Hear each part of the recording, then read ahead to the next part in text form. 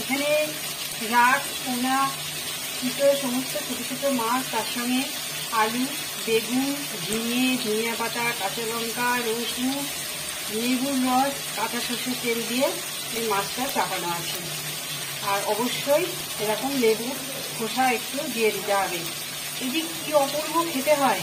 তার সঙ্গে দিতে হবে মাছটা যখন একটু হয়ে যাবে, এখনো কিন্তু মাছটা উপর দিয়ে আছে, এখনো ওইভাবে নেড়ে দিতে হবে। এবার মাছটাকে তলায় দিয়ে দিলাম। সবজিগুলো সব মোটামুটি তেলে সেদ্ধ হয়ে গেছে। এটা কিন্তু কাঁচা তেলের মধ্যে মাছটা হচ্ছে। কাঁচা তেলটাই গরম হয়ে মাছটাকে ভাপিয়ে, সবজিকে ভাপিয়ে তৈরি করে দিচ্ছি।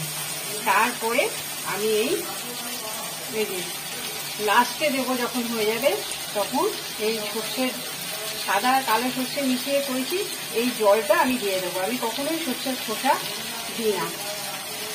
এইভাবে করে খেয়ে দেবো, দারুণ লাগবে খেতে।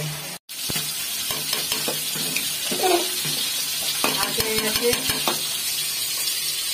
মুসুরির ডাল, কাঁচা লঙ্কা, রসুন করে দিয়ে, পেঁয়াজ করে দিয়ে, কাঁচা পেঁয়াজ দিয়ে, ধনে পাতা দিয়ে মুসুরির ডাল।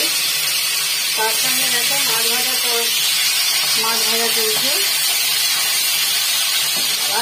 গায়ে শিখতে এলো, সবারই এই গ্যাসটা ভাজি শিখতে এসছে। আর এই যে এখানে মাছ আছে, সেই মাছগুলো সব ভাজা হবে, তারপরে রান্না হবে। সেই রান্নাটাও কি রান্না করছি মাছে, সেটা নিশ্চয়ই দেখাবো। একটু নতুন ইউনিক রান্না তো আমার থাকবেই, জানো।